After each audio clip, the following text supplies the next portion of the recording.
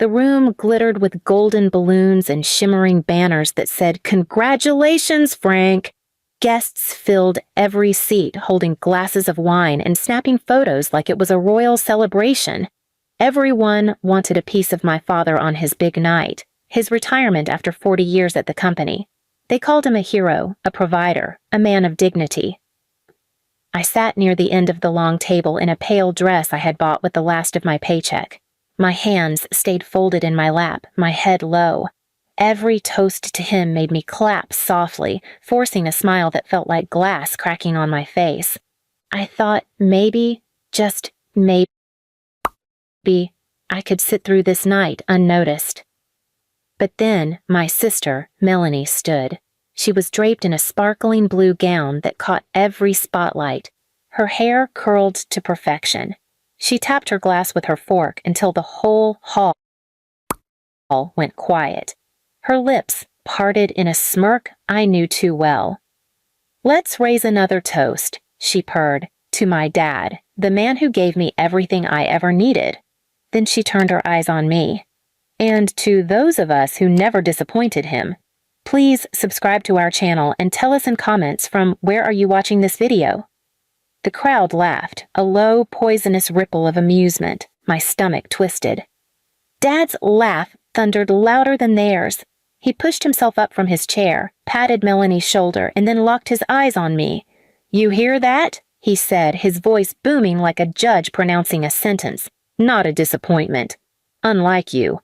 My throat closed. Some guests laughed along politely, thinking it was a joke, but I knew better. He wasn't joking. His shoes clapped across the floor as he marched straight toward me. My chest tightened. I wanted to stand to excuse myself, but his hand shot out and clutched the front of my dress, yanking me up so hard my chair screeched and toppled behind me. Gasps echoed through the hall. My heart slammed in my chest. "You think you belong here?" His spit sprayed against my cheek as his voice rose. "Eating my food, drinking my wine like you're not the stain of this family?" Before I could even form words, his fist slammed into my face. Pain exploded across my cheekbone. I stumbled back, clutching my face as fire burned through my skin. The crowd gasped, but then, unbelievably, laughter followed. I collapsed onto my knees. The sound of forks clinking against plates and muffled chuckles burned hotter than the pain in my face. Dad leaned down, his breath foul with whiskey. "You're the family shame," he spat. His spit landed on my cheek, mixing with the tears I hadn't even realized were falling. Then his boot crashed against my side, knocking me sideways onto the polished floor. "Get out! Crawl if you have to!" Melanie's glass tilted as she laughed, eyes glittering with cruel delight. "Guess dogs shouldn't sit at the table," she said. Guests snickered, some covering their mouths, others shaking their heads with mock pity. I pressed my palm against my aching ribs, the taste of blood sharp in my mouth. My mother didn't move. She didn't speak. She just lifted her glass and toasted along with the others, as if nothing was happening. I struggled to my feet, swaying. Everyone's eyes drilled into me, some entertained, some disgusted, none willing to stop him. I wiped the blood with the back of my hand, straightened my dress, and lifted my chin. The laughter slowed. My father expected me to sob, to beg, to crumble. Instead, I met his eyes with silence so sharp it cut through the noise. His smile faltered for just a moment, but he turned away, soaking in the approval of his guests. I pushed through the heavy doors, my ears ringing with the echo of their laughter. The cool night air bit at my swollen cheek, and for a moment I let the tears stream down. But even as I cried, I knew something inside me had shifted. They thought I would always be the shame. They thought this was the end. But it wasn't. It was the beginning. I didn't leave my apartment for 3 days. The mirror became my enemy. Every time I passed it, I caught the ugly bloom of purple and yellow spreading across my cheek. My ribs ached with each breath, and the words, "You're the family shame," replayed in my skull louder than the pounding of my own heart. The silence of those 3 days told me everything I needed to know. Not a single call, not one text, no neighbor, no cousin, no, sorry you had to go through that. The same people who laughed at my humiliation had decided it was nothing more than dinner entertainment. On the fourth morning, my phone buzzed with one message from Melanie, just 4 words. Still sore? Family shame? I stared at the screen until the letters blurred. My thumb hovered over the reply button, but I didn't type a word. That silence was my only weapon for now. A week later, I went back to my parents' house.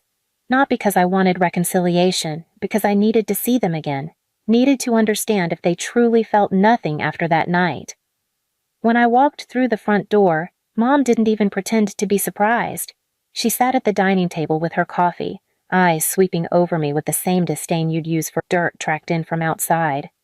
"Well, look who decided to crawl home," she said coolly. "I thought we'd finally shaken you off." Melanie leaned against the counter, legs crossed, her nails painted blood red. She didn't look up from her phone as she muttered, "Newsflash, everyone's still talking about your little stunt at Dad's party. Guess you'll be famous for the wrong reason forever." I clenched my fists, but I stayed silent.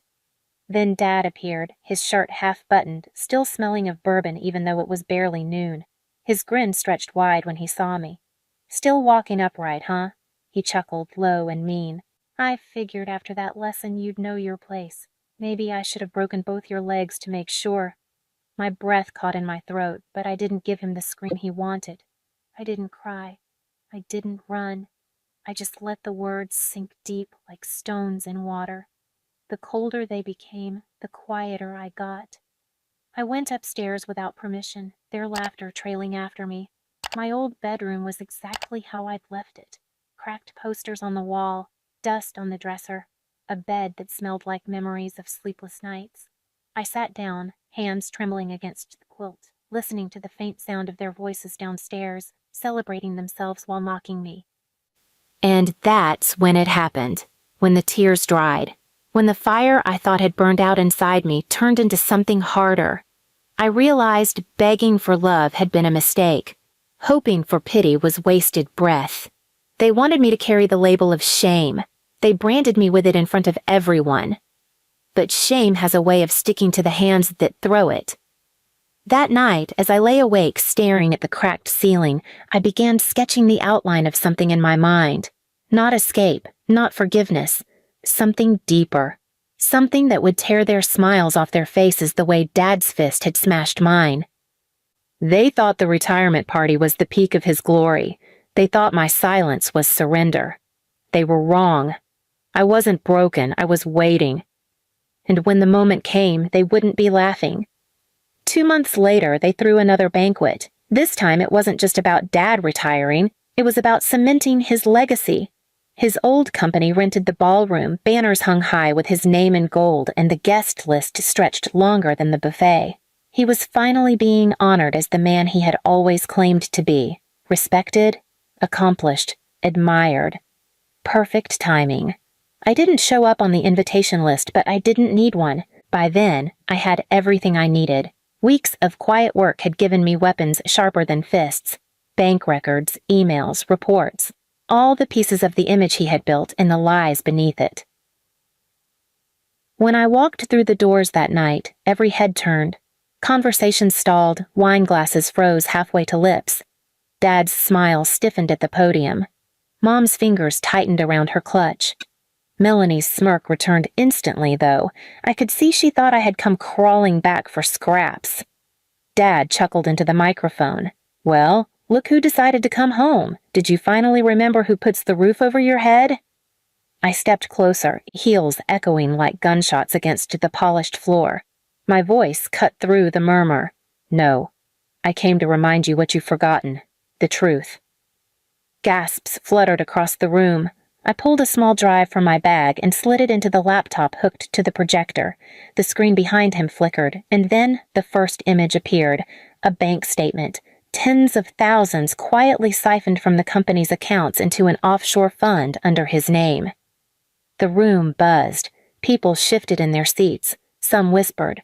Others leaned closer. Click. Next slide. Emails between Dad and board members mocking them, calling them gullible idiots, while bragging about stealing credit for work he didn't do. Click, next slide.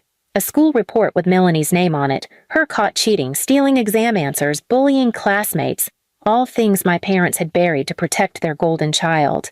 Melanie shot up from her seat, face red. "That's fake! She's lying!" But her voice cracked and her hands trembled. Then came the recording, the one I had saved from that day at their house. Dad's drunken laugh booming. "Still walking upright, huh? I half expected you to stay on your knees after last week." Mom's chuckle followed, Melanie's taunt. "Everyone saw you."